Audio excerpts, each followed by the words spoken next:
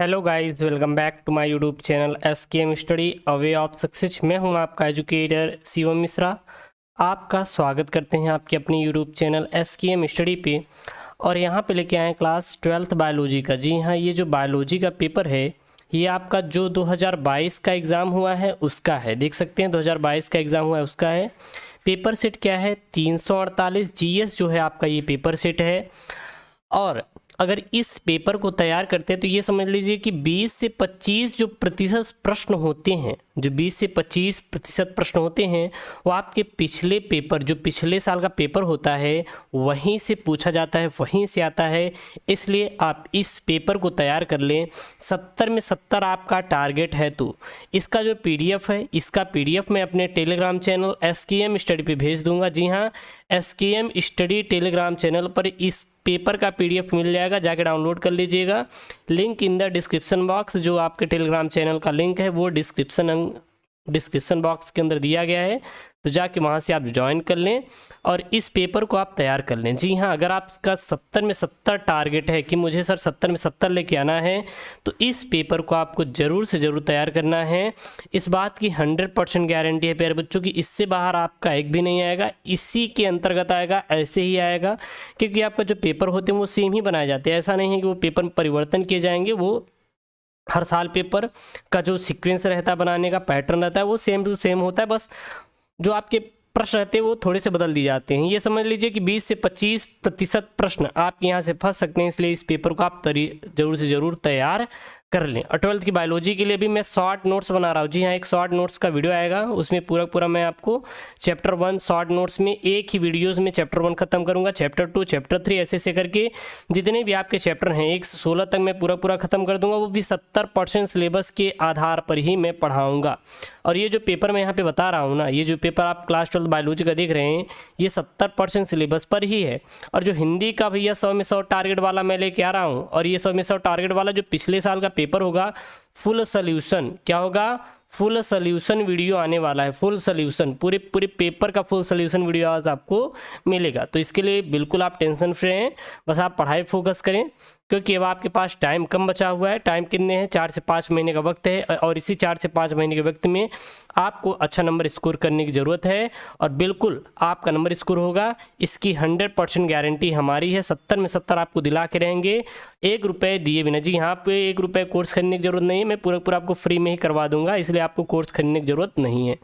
तो चलिए हम लोग डिस्कशन कर लें किस पे, पेपर कोड क्या है। तो पेपर कोड आपका 348 GS पेपर कोड था, जो कि सन 2022 वाला आपका पेपर कोड है। ठीक है। और ये कौन सा विषय भैया? ये तो आपका जीव विज्ञान है। जो बायोलॉजी वाले स्टूडेंट हैं वो बिल्कुल सतर्क हो जाएं 70 में 70 पाने के लिए। और 70 में 70 मैं आपको पूरा दिलाऊंगा। इसके लिए आपको बिल्कुल किसी प्रकार का भी टेंशन नहीं लेना है, केवल आप अपने पढ़ाई पे फोकस कीजिए, हो गया। और देखिए कि किस प्रकार से आपका पेपर बना था। तो जो आपको टाइम दिया जाएगा वो 3 घंटे 15 मिनट का टाइम दिया जाएगा। 3 घंटे में आपको हल करना है और 15 मिनट पेपर को पढ़ने के लिए। अब बच्चे क्या करते हैं? बहुत सारी गलतियाँ करते हैं। देखिएगा, आप कहेंगे कि जी सर ये 15 मिनट का समय क्यों दिया जा रहा है? ये तो भैया हम तो प्रश्न पढ़ेंगे ही, अब चाहे 15 मिनट का दीजिए ना दीजिए, प्रश्न को तो पढ़ना ही पड़ेगा मुझे ना। तो आखिरकार ये 15 मिनट का वक्त क्यों दिया जाता है? तो यार आपको बता दूं, जब आपको कॉपी मिलेगी, जब आपको क्या मिलेगी? कॉपी आपको मिलेगी, तो उस पर आप लिखेंगे उत्तर। क्या लिखेंगे? उत्तर। लेकिन सबसे पहला उत्तर आप उसी का लिखिए जिसका प्रश्न आपको आ रहा है, यानी कि जो क्वेश्चन आप अटेम्प्ट करेंगे उसका उत्तर आ रहा है, उसी को लिखना है। जैसे मान लीजिए यहाँ पे बहुविकल्पी शुरू है, पता लगा आपके बहुविकल्पी को, आप जो बहुविकल्पी के उत्तर है आपको मालूम ही नहीं है। हाँ, तो आपको ऐसी गलती बिल्कुल नहीं करनी, ऐसी गलती आपको बिल्कुल भी नहीं करनी। अगर वो चीज़ जब मालूम नहीं है तो उसको मत कीजिए। इसीलिए आपको 15 मिनट का वक्त दिया जाता है, ताकि आप सूझबूझ के प्रश्नों को पढ़िए। अब first impression is the last impression. 15 minute ये समझने की कोशिश कीजिए कि मुझे कौन सा प्रश्न आ रहा है और किसमें मैं अपना बेहतर आंसर दे पाऊंगा। तो उसी आंसर को आपको चॉइस करना है, उसी आंसर को लिखना है। ऐसा नहीं करना है कि आपको कोई ऐसे प्रश्न को चॉइस करना है जिसका आपको उत्तर मालूम ही नहीं है। तो ऐसे प्रश्न को आपको बिल्कुल भी सॉल्व नहीं करना है, ऐसे प्रश्न को आपको बिल्कुल भी सॉल्व नहीं करना है। केवल उसी प्रश्न को आपको अटेम्प्ट करना है जिसका आपको उत्तर आता रहे। First impression is the last impression, यदि आपका पहला ही प्रभाव। चलिए यहाँ पे आगे हम लोग शुरू करते हैं। 56, 28, 112 या 224। तो 112 लघु बीजाणुओं के निर्माण हेतु लघु बीजाणु मात्र कोशिकाओं में कितने अर्धसूत्री विभाजन होंगे? 56 होंगे या 28 होंगे या फिर 112 होंगे या फिर 224 होंगे। फिर उसी का आपको इंग्लिश में यहाँ पर दिया गया है। मान लीजिए कुछ बच्चे होते हैं जो कि इंग्लिश में उनको आता है, तो इंग्लिश में यहाँ पे अपना आंसर मेंशन कर सकते हैं। चलिए अब यहाँ पे है निश्चित उत्तरीय प्रश्न यानी डेफिनेट आंसर टाइप क्वेश्चन। यहाँ पे है कि इनका आपको देना ही देना है। कीट द्वारा परागित पौधे का नाम लिखिए। कीट द्वारा परागित पौधे के नाम क्या क्या हैं? आपको कीट परागण किन किन पौधे में होता है? जैसे गुलाब, जो गुलाब होता है, गुलाब का पौधा होता है, इसमें कौन सा परागण होता है? भैया कीट परागण होता है। जाहिर सी बात है, गुलाब होते हैं, इसमें कीट परागण ही तो होता है ना। गुलाब हो गए, हाँ, चमेली हो गया, इत्यादि जितने भी होते हैं ये सब कीट परागित पौधे होते हैं। अगला यहाँ पे यौन संचारित संक्रमण को रोकने के लिए 2 नियमों का उल्लेख कीजिए। यौन संचारित संक्रमण को रोकने के लिए 2 नियम कौन कौन से हैं, उनका आपके उपयोग यहाँ पे लिखना है। अगला है मानव में गुणसूत्रों की संख्या कितनी होती है? तो देखिएगा, जो मनुष्य होते हैं, क्या होते हैं आपके? मनुष्य आप जानते हो क्या होते हैं? मानव। अब मानव में देखेंगे तो कुल 23 जोड़े गुणसूत्र पाए जाते हैं। कितने जोड़े गुणसूत्र पाए जाते हैं? 23 जोड़े। और 23 जोड़े अर्थात XX पाया जाता है और एक XY पाया जाता है। लेकिन ये कब पाया जाता है? देखिएगा यहाँ पे 23 जोड़े यानी कि प्रत्येक जोड़ा हम 2 गुणसूत्र, यानी कि 23 दूना क्या हो जाएगा? 46 गुणसूत्र कुल पाए जाते हैं। हाँ, अंतिम का जो 23वां जोड़ा होता है यानी कि 1 से लेकर 22 जोड़े जो गुणसूत्र होते हैं, इन सभी को दैहिक गुणसूत्र बोला जाता है। कौन सा गुणसूत्र बोला जाता है? दैहिक गुणसूत्र बोला जाता है।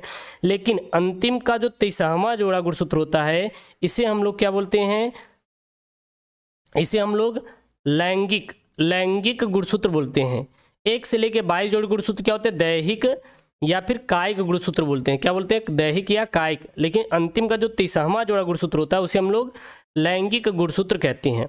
अब लास्ट का जो 23वां जोड़ा होता है, एक नर होता है और दूसरा क्या होता है? मादा। नर और क्या होता है? मादा।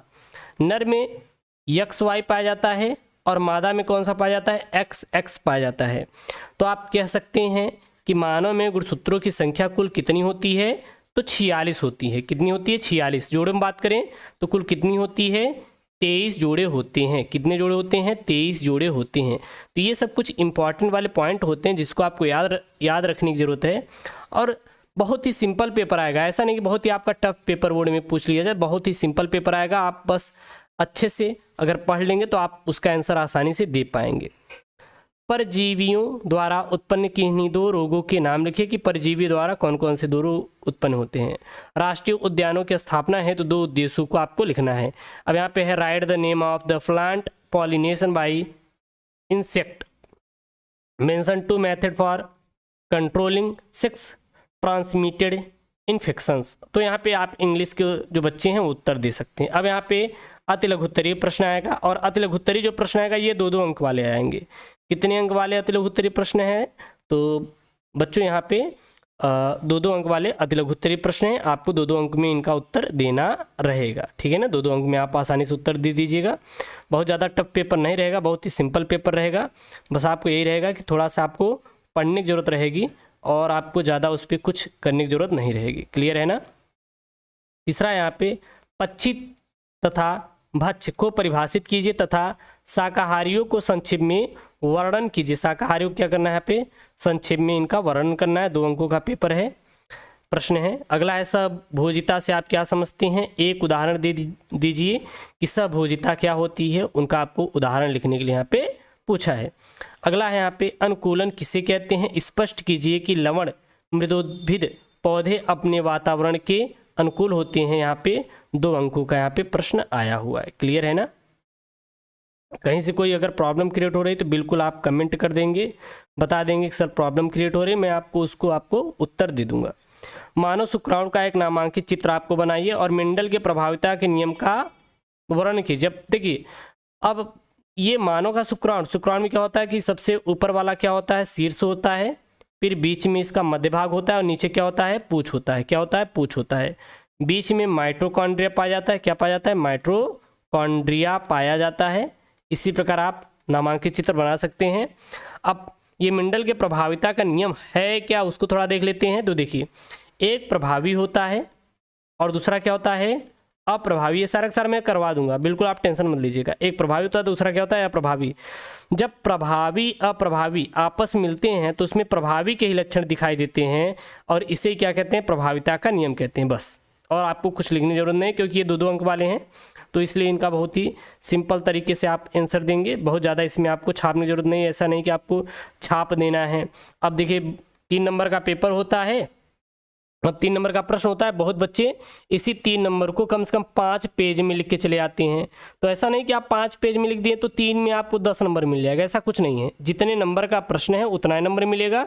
अगर वो बोला है कि आप 28 शब्दों में लिखिए तो केवल 28 शब्दों में ही लिखना है। 60 में बोला है तो 60 में दीजिए। अगर 60 बोला है तो ये कहिए कि 150 लिख के चले आए सर, नंबर ज़्यादा मिल जाएंगे। तो ऐसा कुछ नहीं है, जितना आप बोला है आप उतने में आंसर दीजिए, आपको पूरा नंबर मिलेगा। यहाँ पे लघुत्तरीय प्रश्न, शॉर्ट आंसर टाइप क्वेश्चन। यहाँ पे पहला है, सिद्ध कीजिए कि डीएनए ही अनुवांशिक पदार्थ होता है। 3 नंबर का प्रश्न है। फिर यहाँ पे संक्षिप्त टिप्पणी कीजिए, 3 नंबर का प्रश्न है। उत्परिवर्तन और आरएनए। अब ये आरएनए कितने टाइप होते हैं, तो देखिए, एक होता है आरएनए, एक होता है एमआरएनए,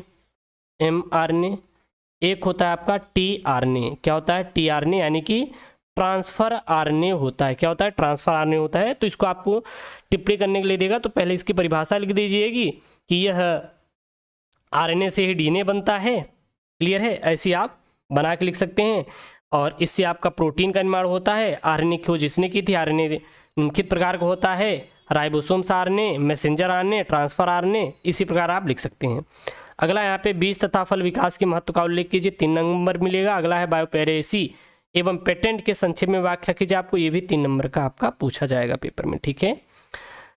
फिर नीचे चले आएंगे, 3 नंबर वाले प्रश्न हैं। आवृत बीजी पौधे के लिए आर्थोट्रोपस बीजांड के लंबवत काट का नामांकित चित्र बना के वर्णन की। जो चित्र वाले प्रश्न है मैं उसको करवा दूंगा, आप परेशान मत होइएगा कि सर चित्र वाले आप प्रश्न करवाए ही नहीं, हम कैसे करेंगे नंबर। तो इसको मैं आपको करवा दूंगा, जो चित्र वाले प्रश्न रहेंगे मैं सारा करवा दूंगा। केवल आपको फोकस करना है अपनी पढ़ाई पे, बाकी इस पर आपको बिल्कुल भी टेंशन नहीं लेना है कि सर ये बचा हुआ जो भी है मैं आपको करवा दूंगा। सहजीविता यानी कि सिम्बियासिस से आप क्या समझते हो, उदाहरण सहित व्याख्या कीजिए, 3 नंबर का है। अगला है, जीवों के 4 प्रमुख लक्षणों का वर्णन कीजिए, 3 नंबर का है। निम्नलिखित पर टिप्पणी कीजिए, 3 नंबर का है। कौन कौन सा यहाँ पे, दलहनी पौधे के भूमि की उर्वरा शक्ति बढ़ाने में भूमिका और शुक्रवाहिका उच्छेदन यानी कि वैक्सेक्टॉमी पे आपको क्या करना है, यहाँ पे मेंशन करना है, ठीक है ना, यहाँ पे टिप्पणी करना है। फिर यहाँ पे आपके 3 नंबर वाले प्रश्न कौन है, यहाँ पे जैव नियंत्रक कारक के रूप में सूक्ष्म जीवों का एक विवरण दीजिए। फिर अगला है यहाँ पे, आवृत बीजी पादप के नर युग्मकों के विकास का सचित्र वर्णन कीजिए, 3 नंबर का। ये आपको इंपॉर्टेंट वाले टॉपिक में मैंने डलवा दिया था, जो इंपॉर्टेंट वाला टॉपिक है उसमें मैंने इसको डलवा दिया है, उसको आप पढ़ लीजिएगा, हो जाएगा काम। यहाँ पे 2 पर टिप्पणी करना है, यहाँ पे 3 दिया, 2 पर जगह। और वर्णांधता पर, वर्णांधा मतलब कि एक से अधिक रंगों में विभेद उत्पन्न न कर पाना, अधिक रंगों में विभेद उत्पन्न न कर पाना क्या कहलाता है, आपका वर्णांधता कहलाता है।